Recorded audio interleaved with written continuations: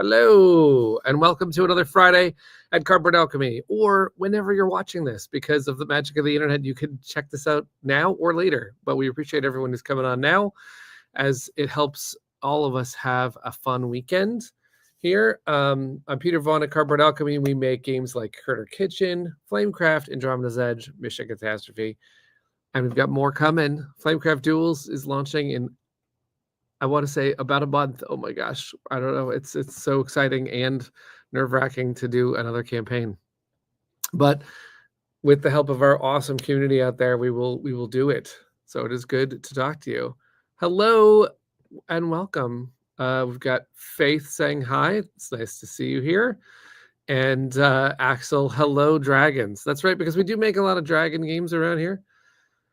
And we've got Mark Dandridge saying, wow, an intro. Yes, Rosie put a nice countdown timer for us. We need to customize that music. Speaking of Rosie, our comms manager, she is here as well, back from AirCon and ready to talk to you all and get your questions. If you have anything you want to know about board game design or development or our games, upcoming campaigns, Discord, Facebook, we'll talk about whatever it is. We want to talk about what you're playing this weekend. So get your questions into Rosie, and we'll also have Rosie's usual, share from the community, and we'll share pictures of what people are saying, the latest things people are saying about our games. And we'll address Mark Andrews' questions. Genesis coming soon? What is Genesis? We'll go into that, all these things. Let's talk to Rosie right now. Let's go like this. Hello. You're so much better at it than me. I literally am in like a cave. That's your new broadcast location, huh? Well, yeah, it's a cave with a beast in it. Probably your dog is probably almost ready for dinner. Actually, if anyone hears it in about like 20 minutes, he's gonna go loopy because the time difference is slightly different. Oh, right. So normally we don't catch Dobby's eating time, but this time we will. That's okay. Yeah, he'll be shushed heavily by Doug. It'll be fine. Okay, we'll make it. A lot of other people have pets, so they understand. But we'll talk about games in the meantime. You played a lot of games probably last weekend.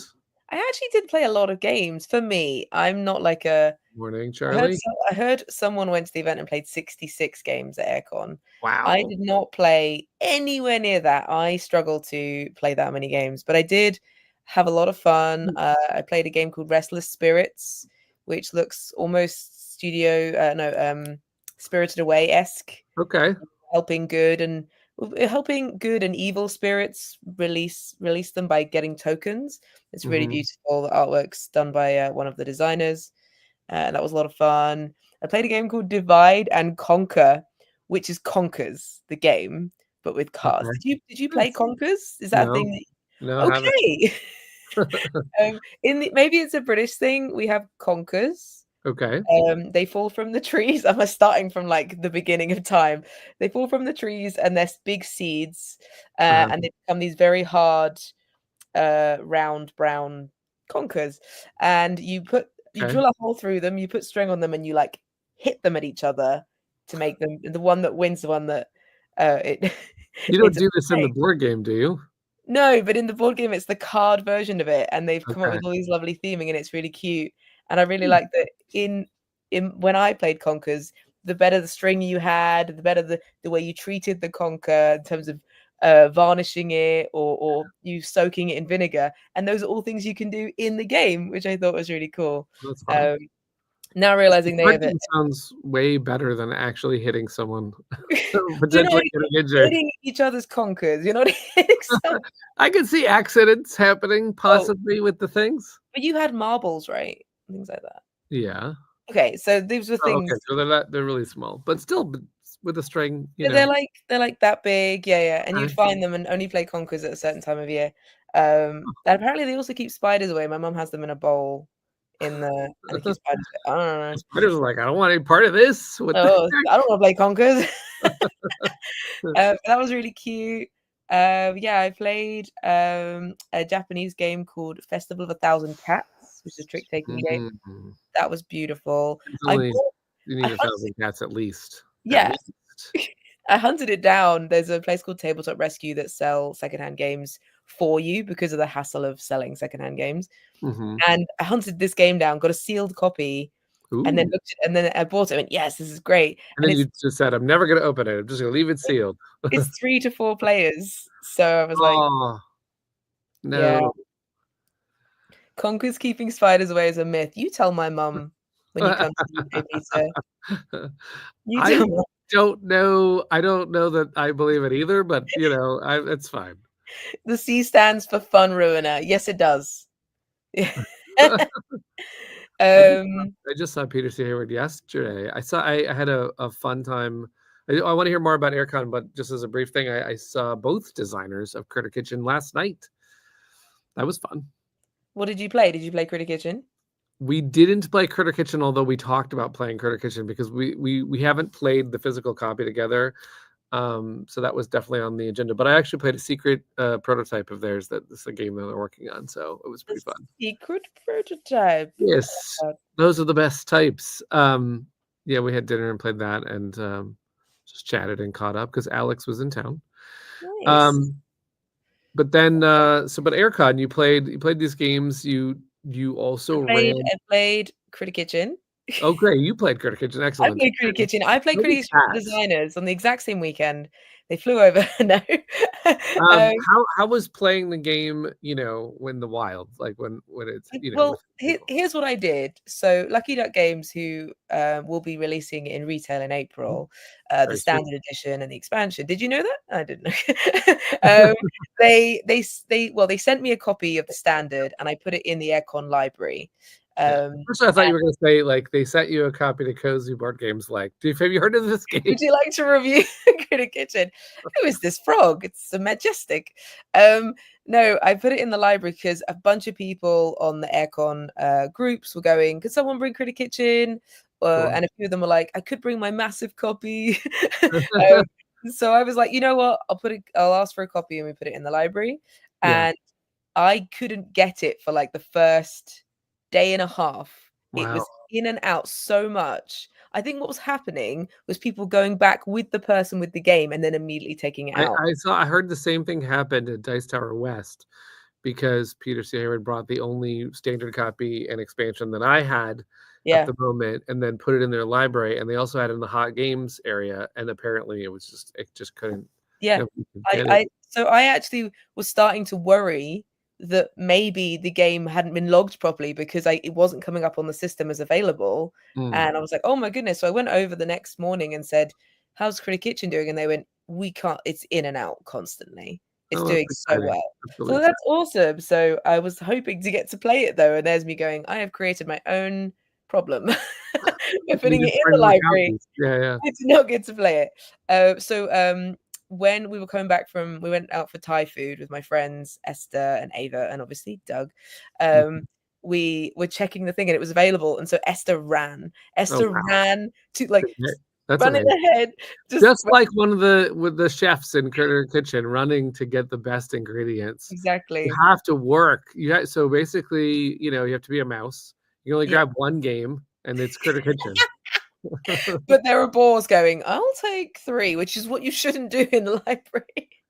See, there's Esther.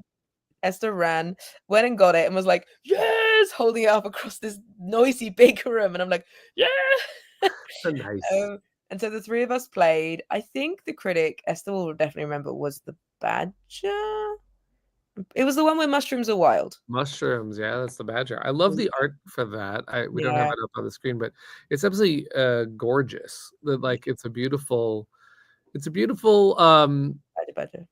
It's a beautiful Badger, and I love badgers. I don't like mushrooms, but I still think that that's a fun critic. We've had some questions online about mushrooms could be used as any ingredient, and so they both think it's still a mushroom, but no, if you're using it as a carrot, it's a carrot, right?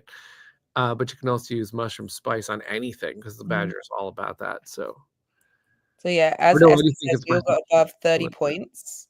We also, even though Esther hadn't played it before. Esther did back it, so has a deluxe. Oh, cool. Just didn't bring it because I didn't ask for her to bring it. Sure. Yeah. She should have done. Ava never played it before, and yet we still used restaurateurs. Of course. Nice. Well, they were with you. You're able to. Yeah, they were with me. In fact, I did find a group of people playing Critter Kitchen, and I ran over like an absolute weirdo, and I was like, "Hey, you're playing Critter Kitchen," and they're like, luckily knew who I was. Otherwise, that would have looked bizarre. And I said to them, "Where are you at learning it?" And they were like, "We've literally just learned the first page." And I was like, "Would you like me to teach you?" And they were like, "Please." That's So nice. I I love doing that also. which was really fun. I actually really enjoy both the times when someone has no idea who I am and I'm just kind of observing and they're like, this is a really cool game. And then I get like a fresh comment that I wouldn't have got. And other times when, they figured it out. And no, they were like, "No, we know." I was like, "Okay." Yeah. But and then I taught them that, and they had a great time, and they came over and said that it was really fun, and they've definitely checked they want to get the game. So it was really nice. And I did actually have on me, so I did a talk with Kitjoy or Kimjoy. Nice. Yes. Here's a picture of so that's Kimjoy, me, That's so and there's nice. Esther, Doug, and then Nabil, Kimjoy's husband, who runs Traveling Man in the UK. And Libby snuck in from Boxed Meeples, just snuck I in. love Kimjoy's hair is amazing. Look at that. It is amazing. Yeah. And so we did a talk. Which one is me? I don't even know, Peter, which one I am. Not a clue. The one wearing the Cozy Board Games t-shirt, obviously. And we did a talk talking about critterific games. So we talked about. Cool. I know it was fitting. Did I guess? Okay, did you do like top 10, or how did you do this? Because I'm trying to now guess if I could guess any of the games in the critterific games category. So at first we started just talking about the popularity of critters in games and what it is we like about it, and how it links to a lot of childhood, like Beatrix Potter and these are things that we like, little clothed animals and Toad Hall, that kind of stuff. And then we started naming like TV series, and apparently no one knows Gummy Bears, so whatever. I remember those Saturday mornings. Like, I don't know. Yeah, exactly. I think it was American. I think it was very American. Yeah. And then Doug made a quiz. So what he did was he took loads of critters from games, and then we split the audience down the middle, and one half was on my team and one half was on Kimjoy's team. People call her Kitjoy. Her name's Kimjoy. I know, because we made her into a character in the game. She's a critter in the game. So what are you gonna do? And then I would hold up her arts for them to guess, and she would hold up my side. And yes, exactly. Some of us know. So we were guessing the art, and some of them were hard. Doug found some. I was like, but my team, they were on it. Like, they were on it. They knew. But he snuck in. He snuck in Lily, of course. He snuck in Kitjoy, and even put some art in from Kimjoy's board game, Kimjoy's Magic Bakery. Oh, that's cool. Which has critters in it. So it was a lot of fun, and it was nice to do a little quiz. And if people want to try it next time, I could bring some of them, and you can guess if you want. Yeah, I love it. I am on my own next week, so I might as well do a game. That's right. Next week I'm going to WonderCon, which is my own sort of convention weekend of March.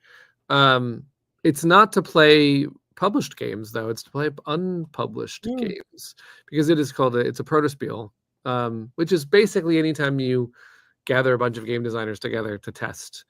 There's also Unpub. It's another sort of brand of protospiel, but protospiel is specifically not engineered to make any money. It's like you just need enough funding to get the thing going, whereas Unpub runs it a little bit differently. I think not as surely it's money making, but there's more finances involved because they let people commission spaces, whereas protospiel is really just engineered at the craft. And so WonderCon has never had one before. And Ross Thompson, who's in our industry and does tons of events and tons to get the tabletop community out there, coordinates panels, make sure these types of events are possible. He was talking with WonderCon and he can't be there, so he asked me to run their first protospiel room, which is really, really exciting. I have no idea what to expect. because the actual attendees at WonderCon are something like 60,000 people. Oh, And I what? don't think that many of them will have any idea there's a protospiel or what it is, or will come to it, because there's things to do like cosplay and go look at all the Yeah. anime goodies everywhere, because it's mostly an anime focused comic book show, right? Yeah. But there will be people who go, I don't know what this is. I'm going to find out what it is. Maybe I want to play some games, and then we'll explain to people coming in the room that these are not published and they could be rough around the edges, Yeah. but that's sort of the point. Yeah. No, that's cool. Yeah. There's a large demo area at Aircon that's Oh, that's always cool. packed out. So I got to play Fetching Feathers, which is about birds wearing hats. And that's by the same designer as Zuli or Moving Wild by Oink Games, and a beautiful little game called Molehill Meadows, which is a flip and I don't even know if the cozy games if you find the cozy games, or they just find you, because it sounds like all the critter games you found them all. You're playing. I know. Yeah. I will say I don't play that many games. I only played maybe 10 or so.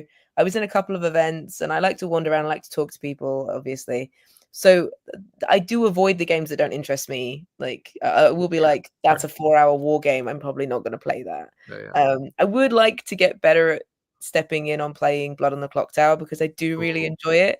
But I get so nervous that I'm going to be the minion. I'm going to ruin it for everyone, because Doug played once and did ruin it for everyone because he screwed it up. So I'm like, oh no, that does happen. Yeah, so no, I do. Once you play, the thing is, you get over that. I think I think so. Yeah, I do really well. You own it, right? Don't you? I do own it. Yeah, I bought the big box because I want to run them. You should take it to WonderCon. Start some circles. Yeah, that would be fun.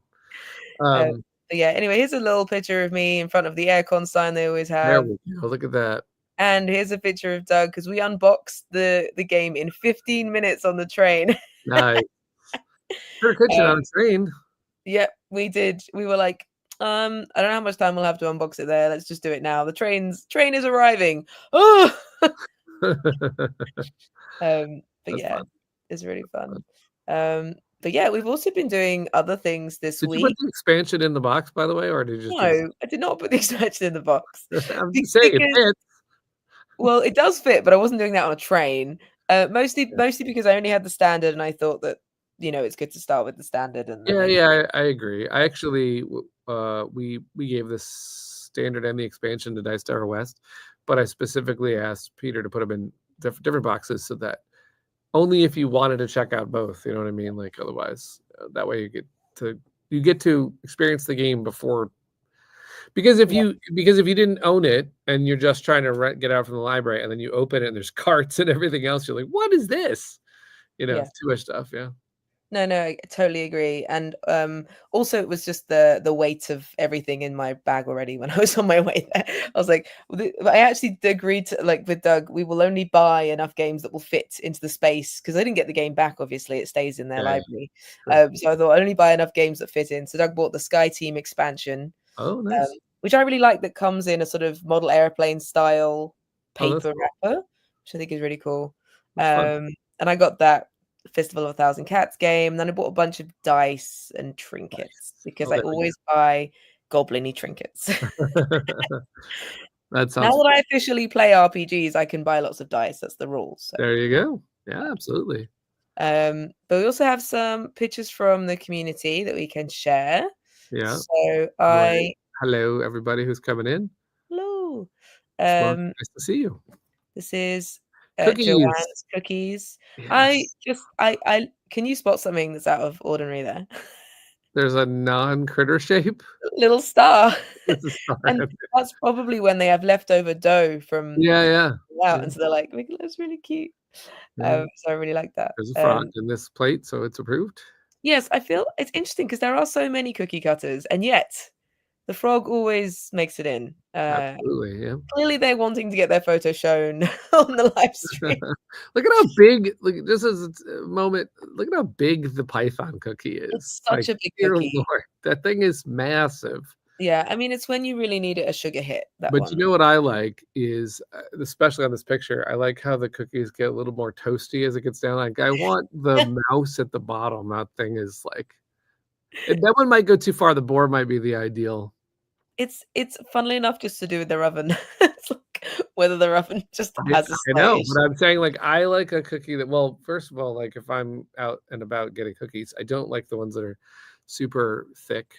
Mm, I like a thin, crispy cookie. That's what I want. interesting, Um, interesting. Has a bit of so snap.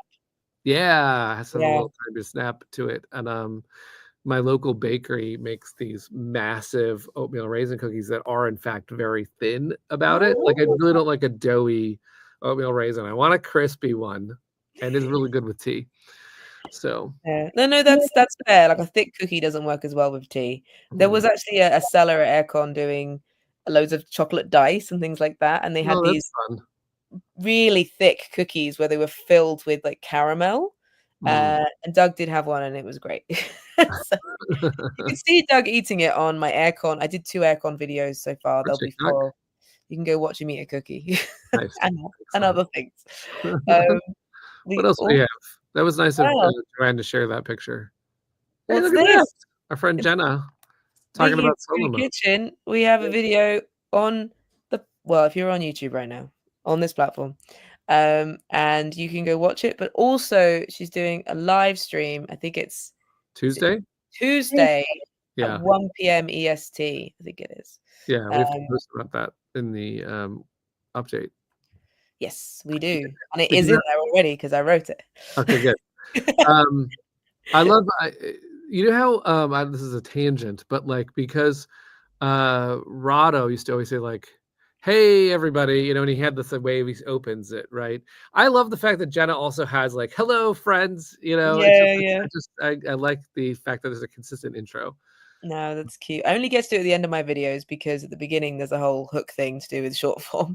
But I always say wanna play unless it You feels know, like I like the want to play too. unless Absolutely. it feels like the wrong time to say it, then I don't. If it's like, "Here's some sad information, wanna play?" Like, "Oh, the dog's in here. Hello, go away." Um, so that's all the Critter Kitchen pictures, but we, of course, have, a picture from Andromeda's Edge, and someone posted oh, I have to add that one in a bit. Oh, Mhm.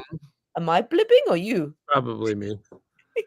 Blipping all the time. Um, I love when people share their paintings Yeah, of yeah, that's really cool. minis. Look at how bright and colorful those are. These are Now, we so vibrant. didn't paint them those colors because of the leaders that go in there, and I was worried that, we would teach everyone that only green leaders go in the observatory, but when other people understand the rules, I don't mind, you know, do whatever you wanna do, and these are very awesome and colorful, Absolutely. you know?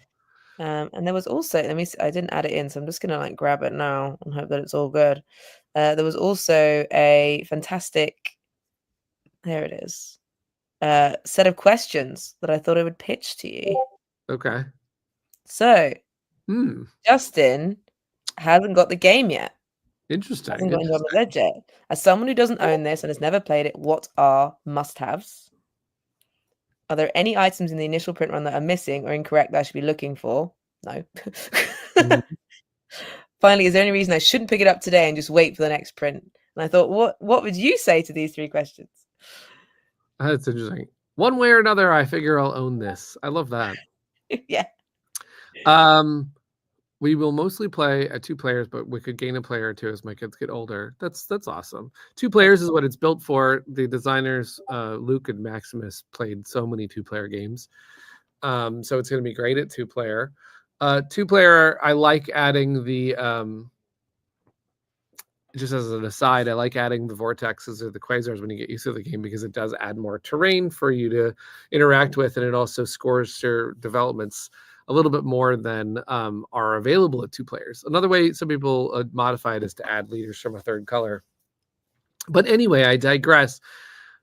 What are the must-haves? Well, there are 4 retail products, and I'll explain them because it'll help if you are wondering what to get, because there's the base game, which I largely argue you could get by with just the base game and discover how great Andromeda's Edge is. We specifically made the base game at a very, very affordable for that size game. Like just like you get in at you get 12 factions, you get pretty much all the gameplay. The thing that we wanted to do was make an expansion that would have single player and up to 5-player and new ships, new solo opponents, new tiles, new cards, new everything. Just basically a lot of different versions, like parts of the game are just enhanced. But you don't need that to play. The core is really there. The core has 108 modules.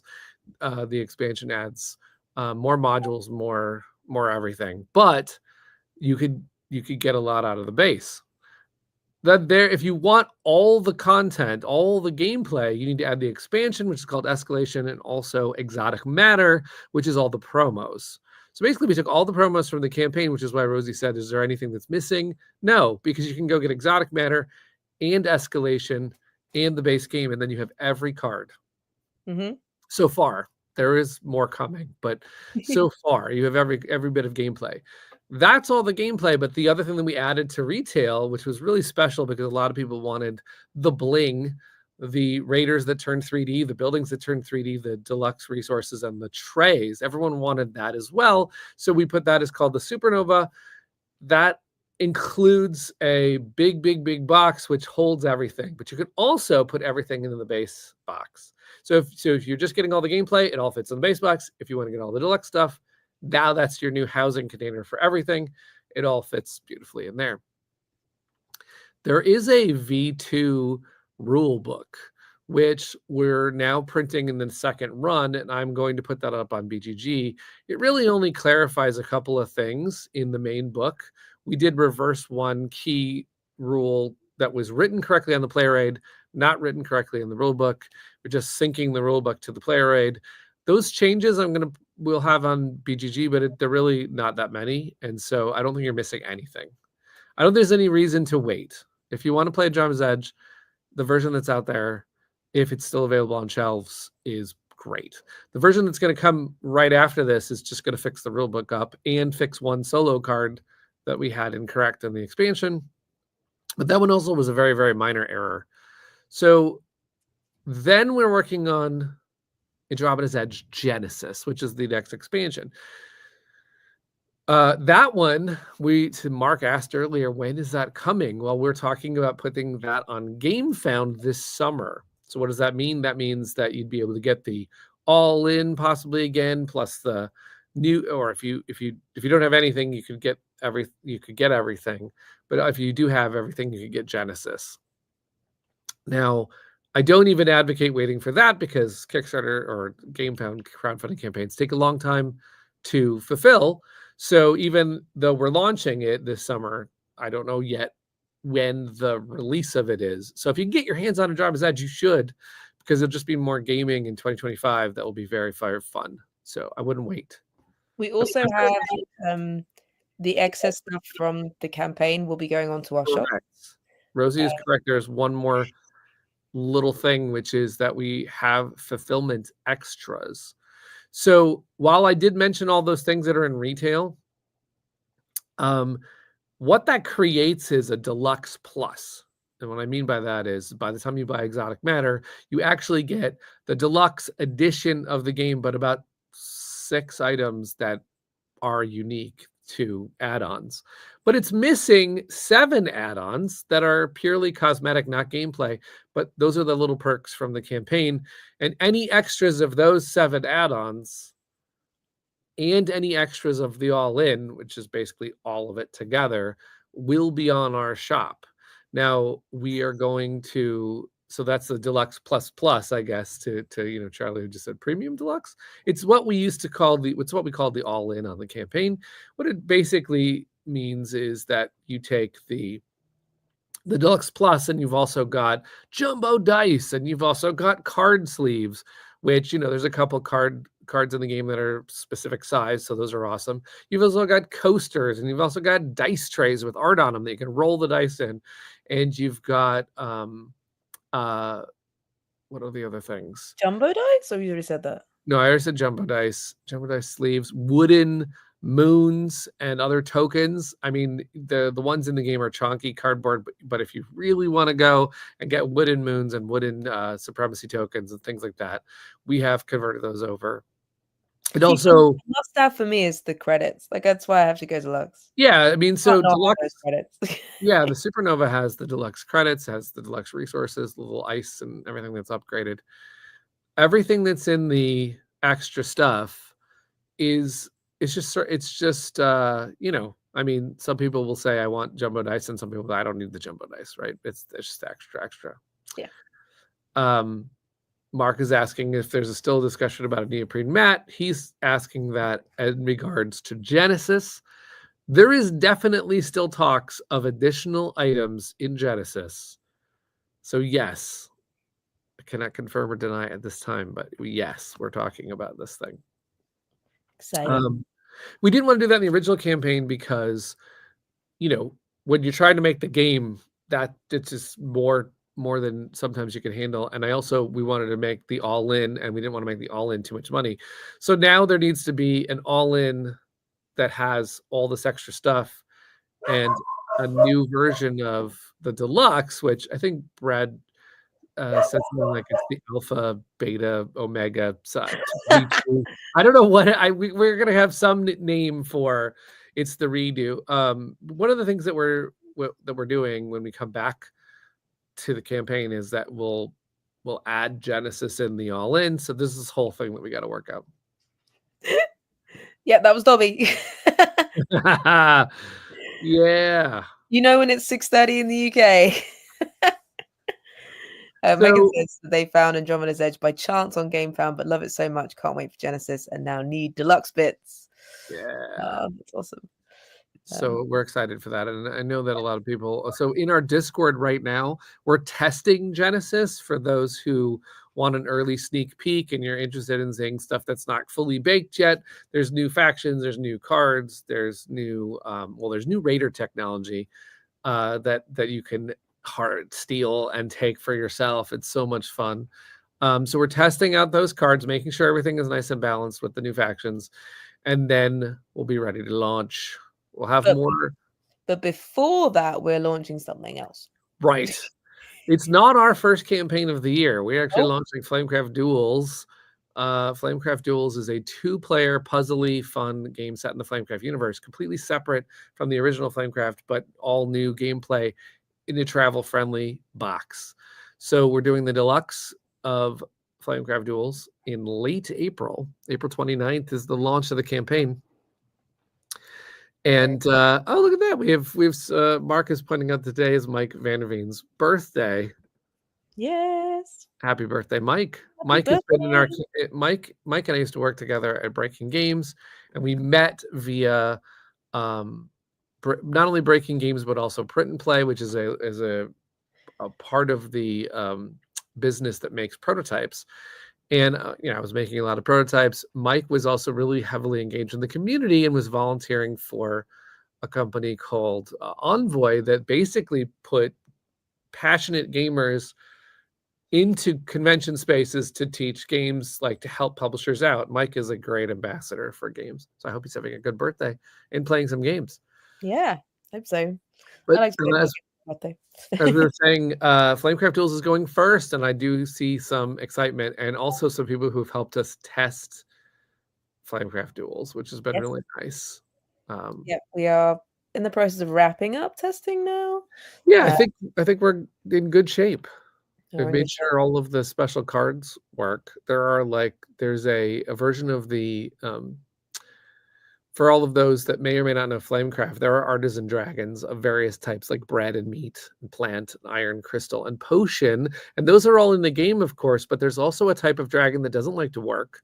I mean, wants to lounge around all day. And these are the fancy dragons. And so one of the game modes is going to be fancy mode, where you get some dragons that like twist the rules a little bit. And we were testing those to make sure they were all fun. Yeah. And we also are releasing artwork so it's going to be a part of the Flamecraft Duels campaign. These high dragons, these hybrids, and some of them need names. So I have put the art for the latest one here. So if you Nice. look at Oh, it. good. Oh, good. We have to talk about the names for these dragons because so Sandara, I think she had a really fun time with this assignment, which is that each dragon has to be, it's two types. So in Flamecraft Duels, it's about the duality of dragons. So there are these dragons, it's a plant and a meat, and it's a meat and a bread, and so forth like that. And this is a plant and an iron dragon. Yeah, so cute. Now, we had a name. We were kind of toying around with a name. I'm not going to say it for biasing anyone towards it, but we were like, you know what would be great? And I love that we do this. The community should help us name what is the name for this dragon, right? That's oh, look at that. We already have a name shouted out, which is Bonsai. See, So it's some fun. interesting sort of lore about this dragon is that it likes, this is the wrong word, like invasive plants. Like it likes plants that spread and cover areas. You know, when you see houses covered in ivy, it's kind of things like that. Yeah. Well, that's that's a fun character. So Yeah. what we're doing in duels is this particular dragon, for example, is not on a duels token inside Flamecraft Duels because we have a certain set that are inside duels, but there are sets of these high dragons that you can add to Flamecraft. So Sandara drew their entire pose because you're going to add these as a card if you choose to go into the Flamecraft Duels campaign and get our little bonus mini expansions. You can take these high dragons into your Flamecraft game, which really changes it up because each set sort of has a different focus. There are certain sets that are more about gifting, and then they change the whole game and add this sort of extra. There are ones that are all about drawing or swapping dragons or doing different things. I'm really enjoying the names that are like spinach or chard because it's an iron filled vegetable. Yeah, exactly. There you like go. Chard. It's really creative. It's so also clever. I just love this is it. also like a mythology, like the Greek tree, right? I don't know it. I thought they mashed the keyboard a little bit, if I'm honest. No, that is an actual. There's the tree of life, Drasil or whatever, So. Oh, okay. Yeah, I was like, love I don't seeing know what that is. the different way people are coming into this, like because we've also got Letitia Fang. Letitia Fang. I mean, it's great. I love seeing all the dragon names. We're taking votes over in Discord and on Facebook as well, and on Instagram because Sandara's on Instagram, and we're hearing all these suggestions. Yeah, we'll just go through all of them and pick out the ones that Sandara and Manny like, and then as a team we decide which one fits this dragon. But there are going to be a bunch of opportunities to name dragons. Sure. So, there's a bunch coming up. I love it because we also have when we ran Flamecraft the first time, we did the same thing, and we have certain dragons that I'll very fondly remember all the different community names, but what we settled on, it was really fun to hear all those suggestions. Yeah. Spinach trivia. It's thought to be so high iron because back when people started measuring what was in which foods, they forgot to put a decimal point in, so it was off by a factor of 10. Fascinating. So we should name it Popeye. I love that. I like how there's I like how, we're talking about someday the dragon's going on an adventure. I like how this dragon feels ready to go. Yeah, I love that so many of them have bags. It feels, I feel an affinity with them because as someone where clothes aren't designed to have inside pockets and things, we always have to have a bag. These dragons get it. Yeah, they do. They get it. They all have bags. Yep. Absolutely. I appreciate that. I do remember like Dragonheart used to store stuff in, like, just pull his heart out of his, like, he'd be like, here you go. It's easy. I always wonder if they can store stuff under their scales and stuff. Thank you for all the suggestions, everybody. Really appreciate great. it. Yeah. Spinach isn't an iron dragon because of the I still think it has a lot of iron in it. I still think it's high in iron. I think it was just too high, maybe. Questions coming in. Keep getting your questions in, everyone. Feel free to ask about Critter Kitchen if you've been playing it. Any questions about it? Ask about duels. Ask about Andromeda's Edge. Lots of and Magic B just asked about Flamebound, which is the sequel to Flamecraft, which is in deep development mode. So I don't have any more info that we can give you other than the fact that we are always working on that one. Duels is it was funny because we would said while we were working on Flamebound, and since it's taking some time, we decided to make Flamecraft Duels a thing as like a appetizer, but it has actually formed its own. Like I'm really like I guess because it's so light, I wasn't sure if everyone would necessarily gravitate to it, but I actually find that a lot of our Andromeda's Edge like heavier strategy players are like, this is really great. I'm getting a good hit of options and strategy, and you can of course pick which cards in fancy mode you want to play with. So there's a lot of variety. I think what's really fun is that I'm seeing lots of different ways that people are playing it. Yeah. So I played it 20 times in person at Gamma. Yeah, that's right. And I saw some people just wanted to chat and casually play, and it's quite nice to fidget with the chips and just play it like, oh, what are you doing? Oh, you're trying to make that. Okay, cool. You're just having a nice chat. And there's other people are like, don't talk to me. I am going to destroy you. Yeah. And there's like honed in for 15 minutes, just like, and it's really interesting. Yeah. I think it's such an accessible game that people will pick this up and then Excuse me. Oh my goodness. Outrageous. Dobby. Is it Dobby calling? It's Dobby calling, asking for more dinner. Can I tell Mum I want more dinner? But like people, I think that you can learn it in 5 minutes and get playing, but it's one of those games where it's easy to learn and hard to master. And I always think that there's this aspect of you can just make it more and more complex or keep it light, which is just so flexible. I just really enjoy that about it. Yeah, and we're working on the animation for the trailer, and I've been excited to shout out how the deluxe is travel friendly. I mean, we took it to Gama. I specifically put it on an airline tray table and said, okay, it has to fit on this. I want it to be travel friendly, ready to go. So you go to a picnic table, you go camping, you go anywhere where you could like stuff it in your bag really quickly. Yeah. It's exciting because we have made a lot of big games. Perhaps too big. I don't know. Made travel size Andromeda's Edge. What are you talking about? Yes. There are of course 2 different sizes of all of our campaigns, because we do know that is important to both serve the crowdfunding community that likes to go, I want everything. Let's go. Let's put all wood.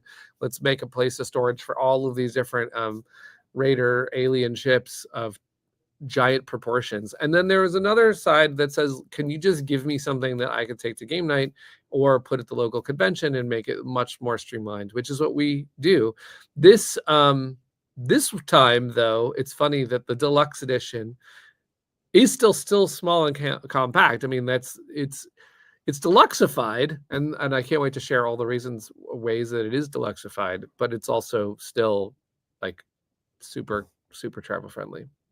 Do you feel like you're having to redesign the box? Like redesign a box? Like because this is not a normal box that you just put together.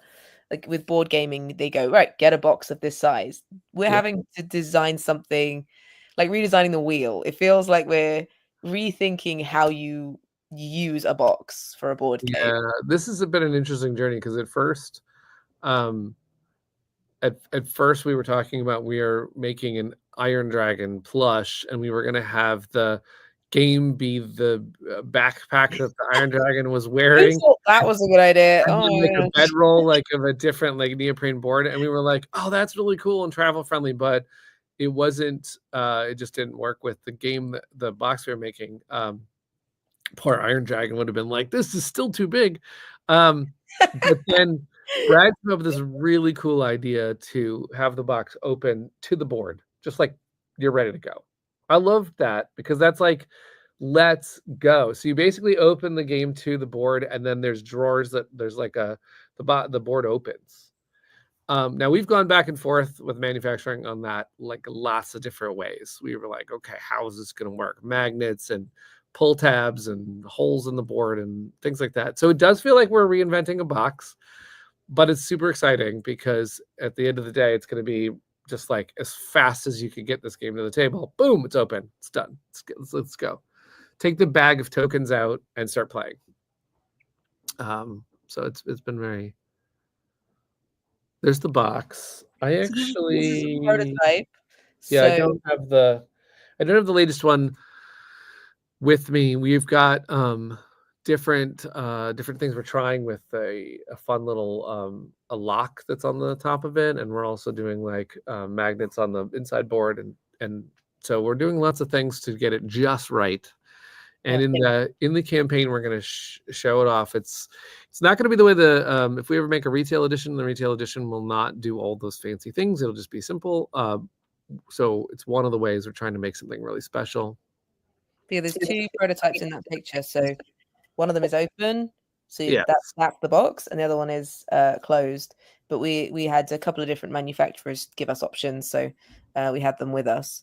And yeah, the board will be full art as well. yeah, so Dara's drawn quite a bit on the board already. Yeah, so it'll look fairly different to this, like visually, but about that size. So you know roughly what a plush dragon looks about that size. Yeah, it's a tiny game, but packs a punch. It packs a punch. Yeah. I love it. Did you have any more pictures that we want to go over? Or are we on to that was all of my pictures. Okay.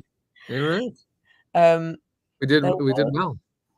We did well, and even some added. I actually have a maximum of 10, don't I? So there you go. I wish I had a picture of this. I went to when I met Alex and Peter last night, I went to our local game store, and as of a week ago, they did not have Critter Kitchen in there because they were a retailer backer, so they backed for the deluxe edition. But as of last night, they did just get the deluxe edition in their store, and there was a tower of it. Peter and Alex signed some of those copies, and they were like flying. People were like, "Oh my god, I'm taking this game." That's awesome. So it's hard really to get the 2 of them together. They really hate each other. Just with them. I know. It's amazing.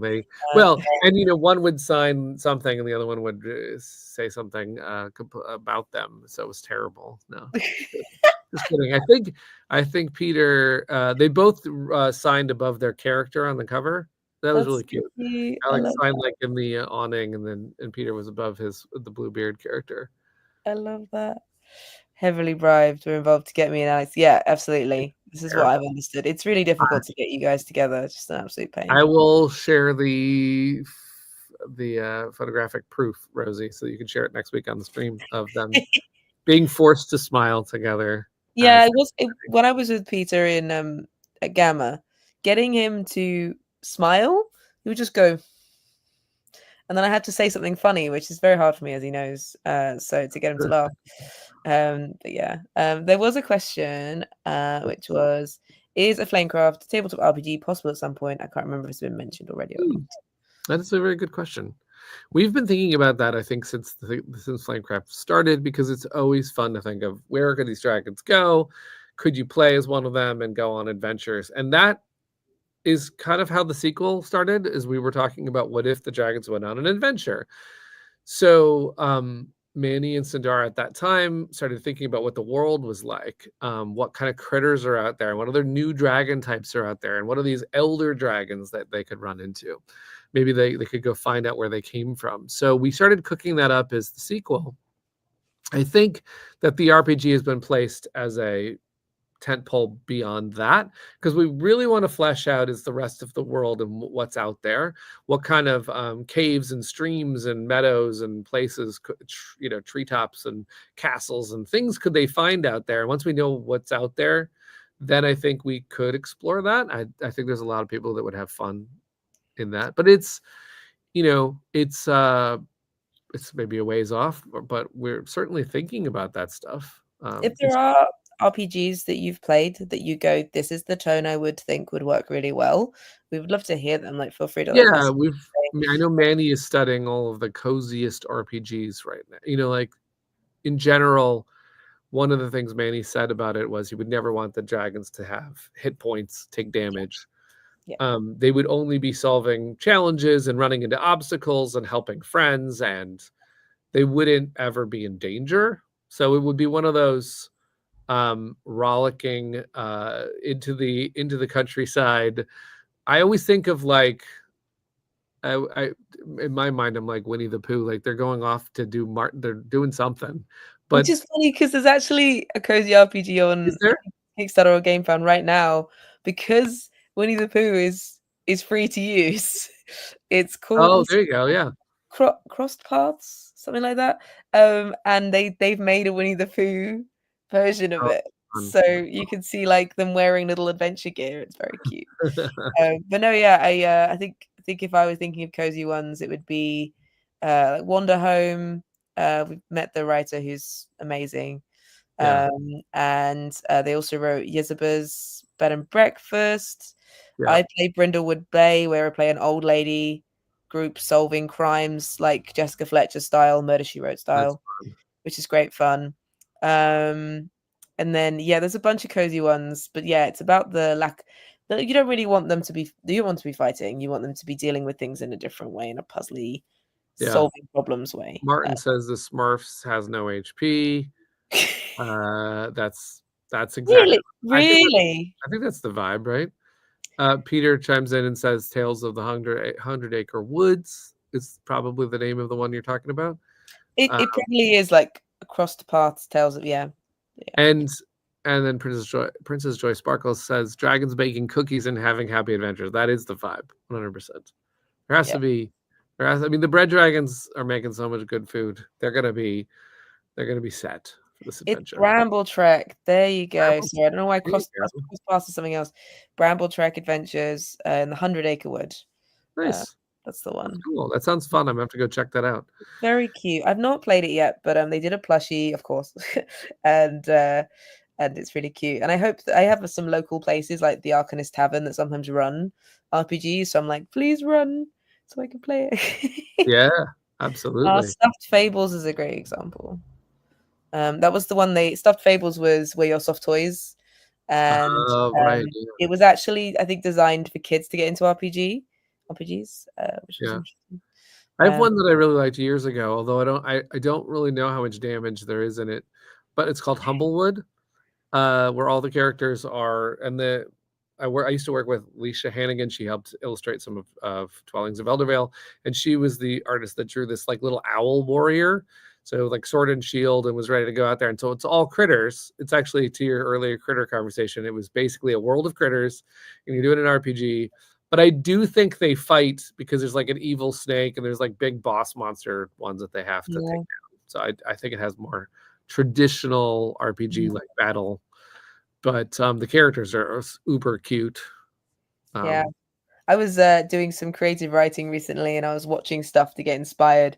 Yeah, and I've been watching the Dark Crystal series. Oh yeah, Dark Crystal has. And I forgot how good it was. I was like, oh, it's so good. Me and Peter love Dark Crystal. Some people have never heard of it. Some people are like, what is wrong with you? I just love the way they like move. I love the Dark Crystal. 100%. I love the Dark Crystal. Other questions. When will Wooden Moons and other deluxe content on Andromeda's Edge be? Oh, that's a good question. We are reaching the end of March, which is the timer. The timer is almost up. We've had so much things going on with Critter Kitchen, and our fulfillment centers have been packed. Like, we are still getting people their copy of Critter Kitchen. So we sort of were like getting all of our inventory done, getting all of our work done on building this on the website. I believe it's imminent. Like, we're talking about within, I mean, it should be next week. I have the last little bit of things that we're getting ready, which is, we've got the counts and we've got the shipping set up and all the parts. So this is all of the Andromeda's Edge like leftover from fulfillment. So if we have any extra sleeves, and we do, and we have some leftover Wooden Moons, which is what was asked about. We have some all-ins. If there's anyone who didn't get Andromeda's Edge, as we were mentioning earlier, we have a couple of copies left. So we're gonna put that all up. See who wants to get in, and then that should round us out until the summer, and then we'll do some more. We're not alone. Fizzgig. Wish they finished the Age of Resistance. Henson. Yeah, sounds about right. My favorite thing is that Simon Pegg did the voice of Chamberlain. I'm like, Simon Pegg? He must have been giggling and kicking his feet being able to be Chamberlain. Yes. Simon See you, Pegg. Peter. Thanks for joining. Take it easy. But yeah, Wow, look at this, by the way. Oh, It says, I found a used copy of Mission Catastrophe at my local friendly game store. Gonna try it this weekend. That's awesome. That is so cool. It was our first game that we made for Cardboard Alchemy. I actually played it recently with some friends who had also found a copy, and they said, "Will you teach it?" And I said, "Absolutely. I can't wait to play it again." And it is a different vibe than Flamecraft because, of course, it is not, shared engine building. You're trying to push someone off the ship. were you And rusty? It's been a while. no, I was like, boom, let's set up the ship. It went super smooth. I taught the game fast. It was what I'm reminded at is a Mission Catastrophe is a fast game because it is designed where the ship either blows up or one of you gets out, and then you can go again. You can customize the ship. You can change roles. I was watching these people who had never seen it before, the reaction to how many different roles you could play. You could play like a red shirt, you could play the captain, you could play the engineer, you could play the botanist, which somebody did because they were like, I want to start the game with 3 potatoes. Yeah, I also have done that. I'm like, I Yeah. want potatoes. Yeah. Obviously. So it was so much fun, and I was reminded of how this is odd because I'm biased, but the components are great in that game, and it's just really quick hit of fun. It's a beautiful insert. The insert is stunning. Like, so yeah, probably our best insert. Now, I say that because it's like, it was simpler, and we just, there was like 2 trays you pull out of a main tray, all purple trays, which was fun. And we're making our first game without an insert. I know. Unless you're gonna suddenly turn around and go, yeah, Flamecraft Duels having an insert. Well, you say without an insert, there's still going to be some way of organization, but it's not going to be a plastic. Not a game trays. This is our first one. Yeah, it's freeing / like also like weird. I imagine it's like weird. A little weird, yeah, but because of the way the box opens, and we don't have a lot of room for any of that. You've traded out designing, like working on that to do the box. Yeah, we had to get a different kind of engineering right, so had to do that. Mark Dandridge should be at 200 games of, I assume, Andromeda's Edge, unless you've got a lot of free time, Mark. By summertime. Wow, that is amazing. That is amazing. I just saw someone else post on our Facebook group that they had played solo against each one and defeated each one of the Unity commanders. It took them about 20 plays, they said, which was really, really cool to hear that they pulled that off. I know Mark is also tracking which faction he's using against which Unity commander, which is always a fun post to read. I'd love to know what Mark does for a living. So organized. If that's how you organize your games, like, are you just like the most organized person on the planet? Like, all the universe, all the galaxy. Right. I am very impressed. Doug does track all of our games, all of his games. If I played a game without him, it doesn't get tracked on the BGG stats thing. Yes, they do start with Captain's Log, which I think is great. Also, I love that. The post. There was one question asking me if I'd play Tea Dragon Society. It's a mission to think of cozy games. It's not. There's so many games I haven't played. I've not played Tea Dragon Society. Did you see last week's stream about that? No, I didn't see it yet. Okay, well, in last week's stream, I said, "Can anyone think of a cozy game Rosie has not played?" Is this the only one? No, I got some here. I'll give you the suggestions that I got from one of my friends, because they replied almost immediately with some ideas.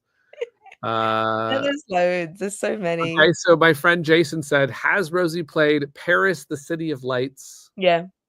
Has Rosie played The Crows of Coppershell Bay? No, but that sounds awesome. And then has she played Troy's The Dice Game?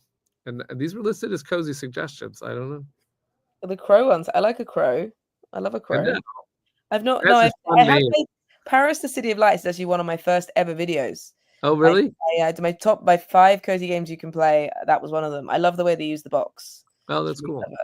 And it's sort of just about lighting the streets as best as possible. It's really sweet. But yeah. We had a discussion too last night. I was talking to Peter and Alex about cozy games, because the game that the secret game they showed me is a cozy one. we were discussing whether or not is the epitome of cozy. It's like absolute cozy thing that Alex has ever conceived with Peter. But we were talking about Critter Kitchen as cozy, and they reminded me, well, the gameplay might not be cozy because you are grabbing ingredients before somebody else could get them and you're fighting it out. But the theme obviously is cozy. Does it feel like it has to be both? Both have to be cozy, No, or because one or the other? some of my favorite games are like Fit to Print, which is here somewhere, is a Yeah. really fast-paced, stressful game. But I think it really depends on your own. It's a choice that you make. Even though I'm very loud about the games I think are cozy, it's my opinion. If someone turns around and says Warhammer's my cozy game because I get to hang out with my mates, paint minis, and just chat, and I feel completely safe, then that's fine. So That's fine. therefore, Andromeda is actually just a cozy game, Well, yeah, right? I think if you sit there and play the dragons and hoard gold, then I mean, there are ways, I guess, but I remember when we were talking about this, and I was worried that Andromeda's Edge was too far away from our other games, and someone said, I think it was Scott Morris that said, but you make games that are accessible. So I like the fact that like accessible as stayed through all of the games. Cozy has not necessarily stayed through all the games, but it doesn't have to. I personally don't enjoy like actual fighting in games, like actual fighting. Like Actual fighting is also frustrating for me. What's Doug's favorite game?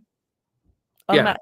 Yeah, that's what shocks me about Unmatched as well, because my son really likes it, and he does not like competitive games where there's, this competition for points, and it's like really stressful for him. And then he's like, "Let's play Unmatched." And I go, "What? Yeah, you want to destroy me? That's what you want instead of points." Well, yeah, it's a strategy game, and you're using the cards that you have in the best way possible. Doug actually got to play The Witcher. There's I think it's 2 Witcher. Oh, there's 2 Witcher games for the. And he's also waiting for the Teenage Mutant Ninja Turtles one to arrive. Yeah. But yeah, like he was very happy to play it. Hannah from Asmodee was like, "Let's play a match." I was like, "You go do that." I don't dislike it, but I'm not really a Witcher fan, so I'd find it hard to connect. And that's often what it is for me. It's about the immersion of a game, and the theme of a game like pulls me in. So if the theme is like silly or something, like for example, there's a game I never talk about, which is it's like the Bloody Inn, which is where you're just like hiding bodies underneath your hotel while the police visit. Absolutely cozy. Yeah, it's cozy when they're all hidden. The theme's really funny. I just think the idea of like, oh no, a 5th body. Oh, I need another grave. Like it's just really funny. Whereas if it's like, what did you miss? You missed an hour discussion of Soup. I'm so sorry. You'll have to go back and watch it. But yeah, I think a lot of it's about like the immersion for me, and like how do I connect with it. And I just don't connect with like World War II or stuff like that. There are difficult themes for me to connect to as well. And I would actually say that war and actually mafia games are, I don't get into the, even though there was one that I wanted to get from because my family's from Chicago, and there's a history to Chicago about the mob. And sometimes my uncle jokes about it. And there was this game where you go take people and like you put them into your trunk, and then you go to the lake and you dump them off in the lake. And I was like, it's funny. Only because we can look back and go, okay. Because I recognize that happened, and it's like, oh God. But I just don't get into that theme much. I do like the whole murder mystery writing. So I would get into maybe noir and Sherlock Holmes, and I would get into Victorian. That would be a different whole ball game for me for some reason. Sherlock Holmes games where you just get given newspapers and you're solving it. Yeah, those are fun. Those are great. Doug does them on his own because I fall asleep every time we play it. I'm like, but yeah, and there is this comment though. By the way, I played Critter Kitchen at 7 for my first playthrough last night for ladies board game night, which is awesome. A 7 is a bold first play. But you can help and support each other. I think that's nice. Yeah. But yeah, it's chaos. It's chaos mode. We put a video out about chaos mode. We did indeed. And Rosie did not take down that game, but that was. I was so close, but Grant got all three of his challenge plates at 21 points plus. He did very well with Kit Joy. He crushed it. Yeah, he crushed it. Danny was close. Danny had some. At one point, Danny had both sous chefs because in the 6 and 7 player, you can have 2 sous chefs out because you need more options. She got both, so she had 5 chefs running locations. Well, obviously she had sent one on break, but that means she had 4. It's too many. It's just too many. It was a great match, and to me, since we were just talking about cozy, it's actually really cozy for me to watch that play of a bunch of friends. Like, I think in some ways, what you were talking about was whatever works for you, whatever is cozy for you. It's part of board games in general, I think, but when you have like a group of people that you really love playing with, and you can see everyone just kind of relax, and everyone's just kind of joking around. Yeah, it was hard to cut it down. It was long. But Barnes absolutely smashed it because she'd never played it. So she had a lot of very useful questions. It wasn't fixed. We didn't ask her to ask, so what soup? These were actually things that she needed to know. And it was great having her there because it meant that someone could ask those questions and could be the person learning the game as they play. And she still did really well. So I really enjoyed every now and again her going, what is soup? I have so many fun moments in that video. There's one where, because I know that Jason Easy Cat has recently said something about how sometimes he'll mouth a swear in his videos, and there's a cut where he's just like, beep. I love it. I really like the bit we all go like, I'm gonna take, and he goes, you're a bunch of nerds. Yeah, I really actually could probably watch that over and over. Probably biased because I find it funny because I'm in it and my friends are in it. But I really enjoyed the bants. The bants, indeed, that was great fun. It was also a really great little. I have played Fox in the Forest. There's also a little great banter in there where Tim and Jason, for some odd reason, were challenging each other's score. It's because they played a game like the night before. They'd played a game and they were very, very competitive. And so I think, but Tim's always like this. Tim's always like, Tim is always like that. Absolutely. He's like, I'm going to take you down. He does it all over my videos. When there's a game called Floristry where you're using an app and you're doing stuff, and he was like, oh, I'm going to destroy you. And so I just sent him, I'm going to have a bunch of flowers and you're going to have a sad wilting flower. And he's like, it's on. I think that Tim will probably put the Cutthroat Chefs in the Zoo Chef stack every time. Oh yeah, absolutely. I mean, that's Tim. Destroy. So Peter and Alex and I were talking about, like, the other thing that I didn't think about was in that video, but there was a Richard the Lion, which Grant wanted, but no one let Grant have. Right. But Richard, which Jenna had recruited to her kitchen, actually caused 4 mice to go to the back of the line, and that was an epic. You watch it happen. Everyone's going, no. I was like, no. No. And then Jenna's like, yeah, I got you. Yeah, like everyone fell for that trap. That was great. Yeah, that's such a fun. I love the mechanic of that one being that the lion just pushes all the mice to the back. I just think it's really clever. There will not be a director's cut of that because honestly, you got the best bits. Like the rest of it is sometimes just like people thinking and humming, thinking about their turn. There's a couple of moments where I did my best, but there was the odd Peter going, no, Rosie, it's this. You don't need that. Just don't need that part. You don't need that. We do still have another video to release, though. I don't know when we are going to get that one up, but there's an Andromeda's Edge video where there's a 5-player Critic Kitchen. There's also an Andromeda's Edge video where we were playing 2v2, which is my favorite mode to play, and I tanked it for the team in such a way that Jason will never play a game with me again, which I'm sad about, but I would have, because he was doing so well as the Flamecraft Dragons, and we need to watch how I botched it as the Wolves. That's what we have to do someday. I love that mode of the game, though. I can't wait to get some. I'm going to play some Andromeda's Edge tonight because I'm running games of Genesis in our Discord, and I can't wait to get everyone kind of acclimated to Genesis, and then I want to do a 2v2 with Genesis where you're taking radar technology and working with your teammates. I love that. So I love that mode of the game. Yeah, I mean, I'm very soon going to change my avatar to the dragon because Okay, we're about to, good. and then Yes. eventually I'm going to need my own I alien. don't know what we do in the Andromeda's Edge I galaxy think for I'd like our. to take a space dragon, and just like stick that. There you go. Yeah. But yeah, we like to change our avatar as we go through the So, phases. the very exciting thing about Flamecraft Duels, we don't talk about that too much, but one of the things that happened on the first campaign for Flamecraft is that the team, which at the time included, Brad and myself, and also Chris helped us with that video, had not joined Cardboard Alchemy yet, but Sandara wanted to draw each of us as a dragon, Manny as a dragon, and so we each took a different dragon. Like I was a potion dragon, Brad took the iron dragon.